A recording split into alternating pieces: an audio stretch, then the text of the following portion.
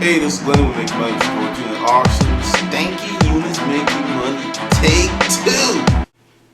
Everyone is talking about super clean units, the units that are really nice and have no aroma. And some of the jackpot units that I've been telling you about were actually stanky units. This is the thing that you can't get twisted or allow yourself to be seduced by. Sometimes a phenomenal amount of money may be staring you in the face, but because you're turning your nose up at it, you are missing out. This is the deal. Everything that's worth something doesn't look like it's worth something. That's the easy stuff. That's worth a lot of money. What's going to happen? The bid's going up, up, up, up, up. I bought a stanky unit at Roswell, Georgia at a public storage property. It was just like, as soon as the door went up, it was like, whoo, whoo, whoo. I mean, it was just like nasty, nasty. That stinks so bad that it get in your mouth, it leaves a bad taste in your mouth. But I was a professional. I kept my ass right there on it. The stink didn't make me move. And I'm just sitting there, and how your eyes water when onions and stuff, or you cut up onions and your eyes water up. And it was kind of like that, but it wasn't a body funk, but like butt smell, like people who don't wash their ass and then they sit on the sofa and they get up and you like, damn, do you ever wash your ass? And wow, that stinks. It was, and to this day, I don't know what the aroma was. I could not find the source of it because once I get everything out, it kind of just dissipated. But everyone was looking at the stank and everyone was just like, whew, and they just walked away. But I saw all these huge boxes, right? And they had Herman Miller on it. This was an auction with about 30 people. And 25 just went right off. And this is a big ass unit. It's huge, right? And it's nothing but boxes. And once again, people weren't all, these were big boxes. And, Mark Clampett was kind of sniffing around like the bloodhound she is, because you know what, I give her credit. She will she will ride it out. And she just and she kept looking at me, and some just told me to walk away. And I was like, and I just walked off, right? And she stood there, and I kept walking because I knew if I stopped, she may have bit, because Mark Clampett was a good bird dog. She would like honey, and she would use her powers of evil, and she'd be like, there's a deal. And she walked off, and then they're getting ready to close up the unit. And I was like, you know what? If you give me 30 days and some extra time on those other units, I'll clean it out. And I'll bid $1, right? And he was like, whatever, fine. And I get in there, and once again, this is a great unit. This wasn't the Air Run unit. This was just Herman Miller, like task chairs and drafting chairs. But they were brand new, and the manufacturer's suggested retail price was $500 or $600 per chair. I wholesale those chairs out to a guy I knew for $250 a piece, and there was damn near 100 chairs in there. Do the math. Then there were not something that the average person would think. There were desktops, but there were the table bases, because, just a little quick thing, when you go to a restaurant, sometimes those bases on the tables probably came from 2 different places. One place makes the base, one place makes the tabletop. And a lot of times when a restaurant will do like a renovation, they'll keep that base top and just put a new tabletop on it. And it's like, bam, new table, new color paint, and you won't know the difference because commercial office furniture is built to last like forever. It's just more, it has more substance, it's thicker, it's stronger, and it's very expensive if it's done right. And this was a stanky unit. And then there was another stanky unit. I didn't lose money, but I didn't make a lot of money on it. But it was funny because getting the unit, and this is on Cuffington Highway. This was a metro storage facility. And I get in there, and the girl was like, she was a big girl, but she spent all her money on lingerie. The furniture was busted, the shoes were all run over, because you get those shoes out the units where the heel was like a dog was just, it was just messed up. And I was just like, in the trash, just putting stuff in the trash, because it was like really a bad unit. But you know, like I tell you, I followed my own advice. I'm like, stinky units make money, right? So I'm in there and I'm just like moving stuff, grabbing stuff, moving stuff. It was really bad in there. It really, really stank. And then I got to her clothing and it was like Big Mama, and she had style. There ain't nothing better than a Big Mama unit when the girl's got style and flair and pizzazz, and she knows how to dress, and she has all the accessories and stuff, because that stuff sells like hotcakes. I paid $400 for the unit, and because of Big Mama and them ham hock thighs, I made a profit of $400, which means I got my $400 back plus another $400 in profit, even though I threw away pretty much 80% of the unit. And to me, those were loser units. I hated those type of units because it was a lot of work and you just doubled your money. And, you know, people were like, you're doing good, you doubled your money. And like, they didn't know I was quadrupling my money and 10 times my money, because you can't tell people how much money you make out there because they're going to bid the shit out of you when they find out. I made that mistake with the Conyers Union. And man, for like a month, it was like, yeah, we going to help that fool spend some money. So I learned. So like, I would like tell people like, oh man, the unit was horrible. I was good for this. Like, man, you lying. I was there. I saw the unit. No, trust me, it was broke.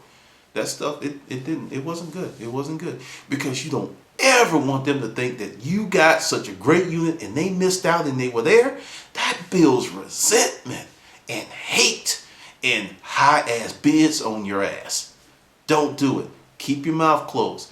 And there was this one guy, and he was at this auction, and I'll never forget it, because he was always that guy that's like, hey, that's an Electrolux. Oh man, that's a brand new Kirby. Whoa, that's a Toshiba flat screen. I just wanted to slap the spit out of his mouth. Just shut up, dude. Because this is how a lot of people look. They go in the unit and like, doo, doo, doo, doo. And sometimes they miss half the stuff that's in there because they don't really know how to put together the pieces of a puzzle. But with him, and I didn't really understand his game plan until like 2 years later. He would do that stuff to get people, because people get bidder's fatigue, because you've been bidding, you get your hopes high. It actually wears on you mentally on a very long trail. And a lot of people don't understand that they're like letting good units go, not because the unit's not good, because they're mentally fatigued. And what he would do was just push it. He would get the crowd all hyped, and people would start bidding. And then we go to the next property where one of his boys worked, and he would get stuff on the low. He was a smart motherfucker. He was. I used to hate him. But one of the things is you have to learn how to respect your enemies. There were a lot of people out there that I couldn't stand. If I saw them, I just want to spit on them. But you know, social etiquette says you can't do that. And some of them I actually learned a great deal from by just sitting back and watching them. Because you got to recognize greatness wherever you see it. And it was like, Mark Clampett, I'm going to tell you something. Mark Clampett helped me put together the major part of my business plan. Because see, I'm going to tell you something. They always got weird because everyone tried to figure out what to do. Because their stores were not here in Georgia. They were in another state and they had tour. And then they had another place out in Covington where they had this antique mall and they were selling all this stuff. And they had other people selling for them. And they went to the flea market. And them mofos always had money. So instead of just going, I hate her, it's like, I hate her, but I'm going to learn from her. So Mark Clampett, if you watching, thank you, because you made me a lot of money. Now I know that's just going to make you go, no! You know, she'd be like the witch in the Wizard of Oz, like hearing all that praise, and I made that fool money. That's just like water, and she's melting, and she's melting, and she's melting, because if she knew that she helped me get one of the best units that I ever got in my life, she would die. She would roll over. There would be thunderstorms and the earth crust would move because that's how angry she would be. But that's the thing you have to do. You have to be aware, and you have to develop your own methodology for your business, because everyone's business is not the same. And that's what everyone's doing. It's like, I get all these emails, and a lot of people think I'm crazy because I actually go through all my own email, and I don't have my assistant do it because I may go through 50, 100 emails and then, there's some I really need to address. It's like that. And most of it's just like, hey, what do you think I should do? And hey, do you think I should buy this type of unit?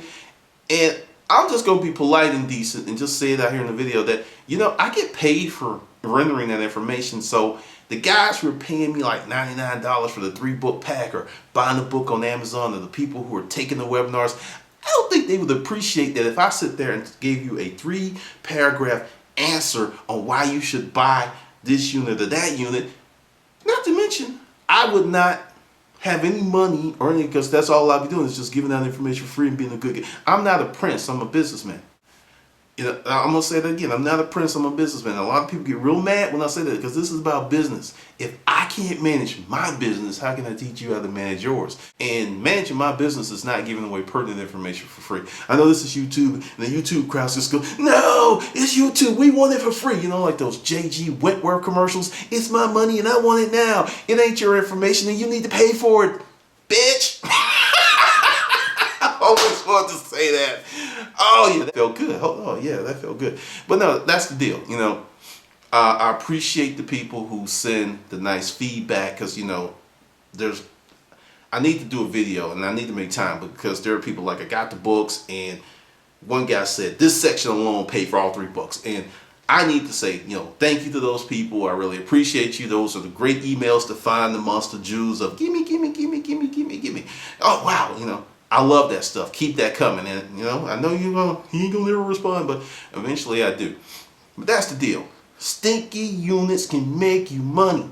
You have to decipher what's stanky and what's valuable, because I'm not talking about just going out and getting horrible units and think you're gonna make a lot of money. There's more to it, because I have bought units with rat turds. And understand, I knew there were rat turds in the unit before I bought it, because they were right there. Door went up, I was like, riding the rats in there. I have bought units with spiders. I have bought units with bees. I have bought units with roaches. And I knew all of those insects were in the unit before I bought it.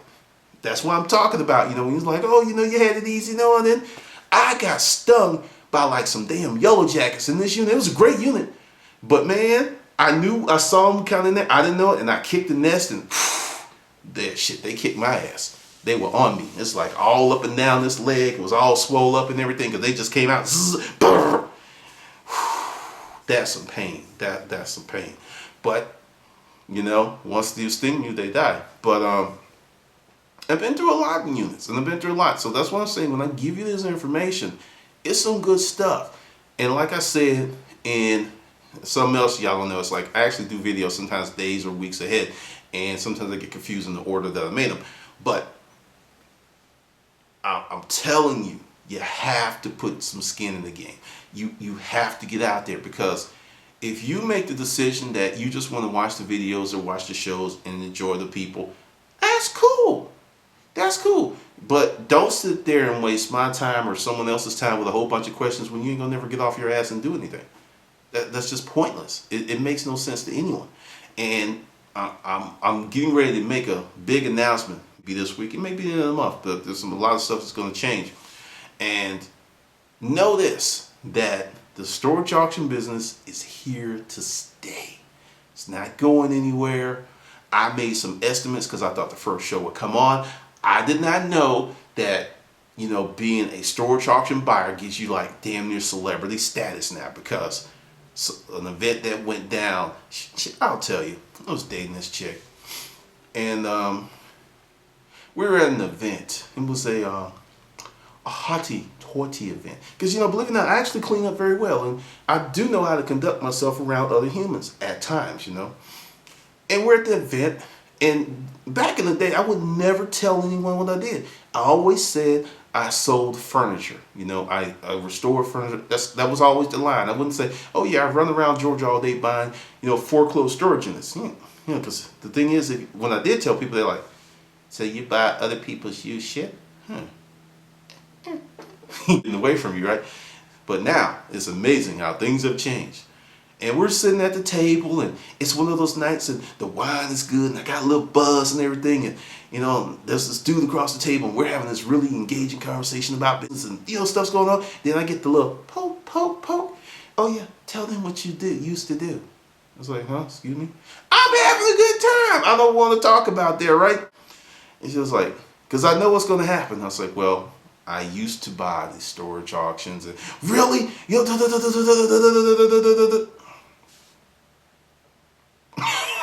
I was like, so for the next hour, I'm fielding all these questions about storage auctions and what's the, number one, what's the best thing you ever found? Did you ever find a dead body? And